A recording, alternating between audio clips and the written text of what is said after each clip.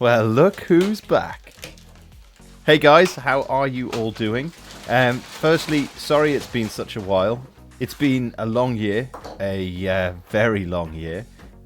I've actually also just recovered from COVID fairly recently, so that's delayed this video a bit longer than I would have liked as well. My voice was a bit of a mess, so doing any voiceovers has been impossible. Anyway, I hope you guys are all well, looking after each other, and I hope you and your families are all healthy too. So, it's been almost exactly a year since I posted my last video. That is a long time, and a lot has been going on in this last year. So, this video is to kind of bring you up to speed as to what I've been doing over the last sort of 12 months, and to give you an idea of some of the videos that are coming in the relatively near future too. So, I've finally got round to setting up a dedicated space. This is actually the box room in my house, as you can see. I've not managed to bring the lathe upstairs for obvious reasons. So this room holds all of my hand tools and my work table, and you will probably be seeing a lot more of this room as this is where I will be filming a lot of the content going forwards. This is also a great segue to my next point, which is my Moore and Wright tool collection. So this is something I wasn't actually planning, it just kind of happened, partly through boredom during COVID and partly just because I like the tools and the build quality. But I've actually been collecting Moore and Wright tools now for about 3 years.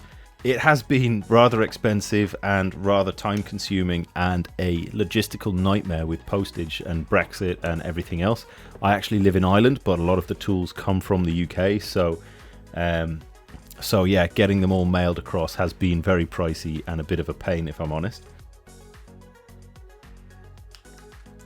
So it all started when I got my first Moore and Wright micrometer. I bought this probably the same week that I bought the lathe. This was back in 2019. And as you can see, things have escalated rather drastically. So I now have catalogues from anywhere from the 1930s through to about the 1990s. I also have a wide range of posters and leaflets and other supporting stuff as well to go with the tools and the catalogues. I think it may be one of the most complete Moore and Wright tool collections there is. I also want to say hashtag not sponsored.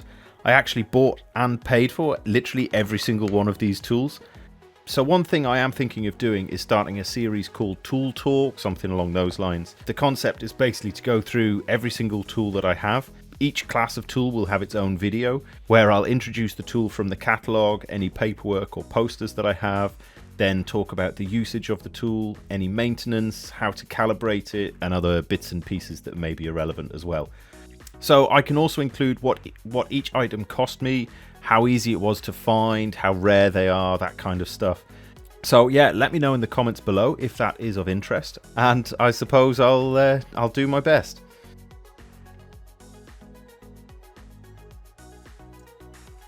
I have a bunch of videos which I've already recorded, but I've not yet got round to uploading or editing yet.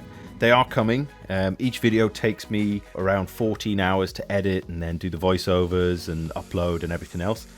As I've been talking, you can see some clips of some of the stuff that I've been working on. There's loads of videos on my to-do list, so stay tuned and YouTube will notify you once the videos are uploaded.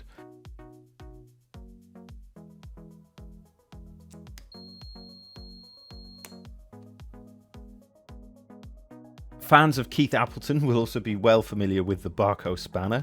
I managed to acquire one of these, so expect to see a video of that coming soon. I've also reacquired my old Mamod traction engine from when I was a kid, so that'll be getting refurbished and hopefully running again soon. I also have video footage from random days out, like the Ravenglass Railway in the Lake District, so expect to see some videos of this too. So YouTube, I do have one last piece of news. There has been a new addition to the Best Lathe Plans family. This was unplanned, but I'm very pleased everything actually worked out in the end. So YouTube, I'm very proud to introduce Jenny. As you can see, she's a 7¼ inch gauge Wren, built to the Ken Swan design. I have all the original paperwork and drawings and everything for her as well, so expect to see a lot more videos of Jenny to come in the near future. She's already been run internationally, both in Ireland and in the UK, and there are some photos in the 7¼ gauge mag and the Model Engineer mag for anybody who gets those. As you can see, she is a fully working coal-fired steam locomotive.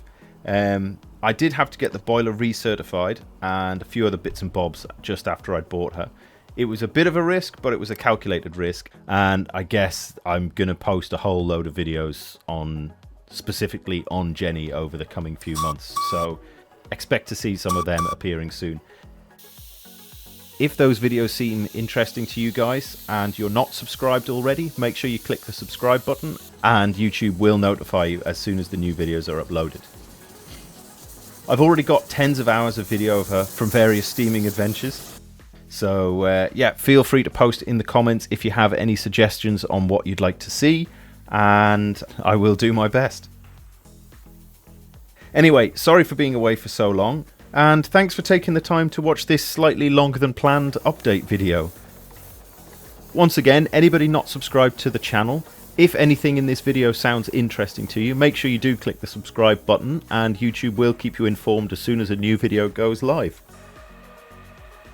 Lastly, I just want to say I hope you're all staying safe, looking after each other. Thanks for watching, and I'll see you in one of my future videos. See you soon.